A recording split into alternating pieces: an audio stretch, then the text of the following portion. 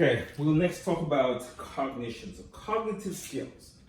These are the skills or tools that allow for you to effectively interpret your experiences. You know, it allows for you to detect things in the environment, to then reason them in your brain, through your thoughts, and then have appropriate responses or interactions with your environment. So that's what we call cognitions. So thinking, reasoning, judgment, these are all cognitive skills. So these skills are linked in brain areas called areas of association. So your association cortices or areas of the brain are where these behaviors tend to be put together. And based on most of the injury studies or now new imaging studies, we are able to assign certain cognitive features to certain brain regions. So let's begin with your parietal lobe. Okay. So your parietal lobe areas of association. Okay. Those areas are involved in being aware. So it allows for awareness of stimuli.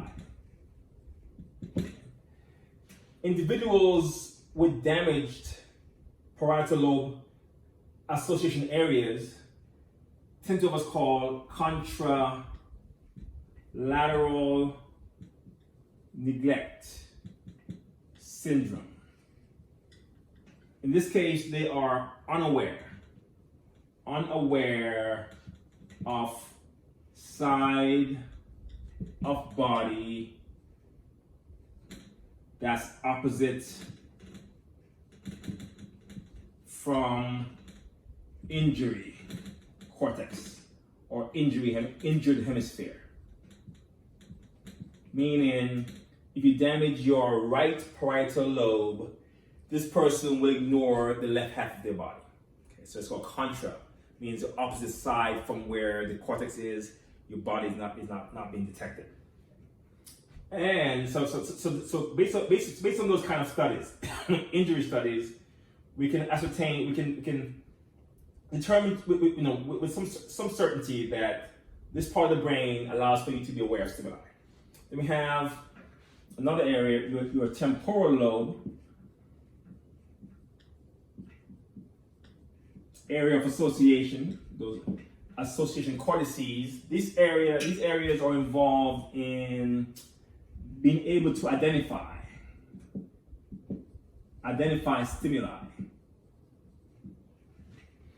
So there's a condition we call agnosia. So in agnosia here, you cannot identify familiar objects. Can't identify familiar things like a pencil, an eraser, a board even. It's called agnosia. You have damaged that part of the lobe, and that's where you tend to store your basically vocabulary. So then you can't dig into that library of things to make a call as to what things are. And in some cases, there's something called prosopagnosia, where you can't identify faces. So you can't identify faces. And this may even be your own face in the mirror. You can't call it, okay? Because you damage your temporal lobe, and so those circuitry are affected, which prevents you from then identifying things. Your frontal lobe also has a role to play. So your frontal lobe association cortices. These areas are involved in your social roles. You know, what kind of role have you decided upon that you will play in society? Are you a mild person? Basically, kind of your personality. Are you mild? Are you thoughtful? Are you irreverent? So those things here, the circuits in this part of the brain is what will govern your behavior, govern how you handle situations, okay, your social roles. That's the frontal lobe area there, personality.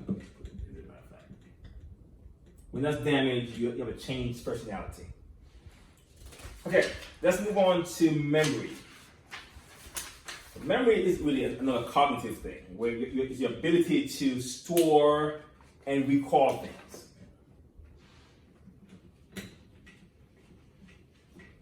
Well, let's pause here so it will not be too long for recording. Pause and then we'll start again.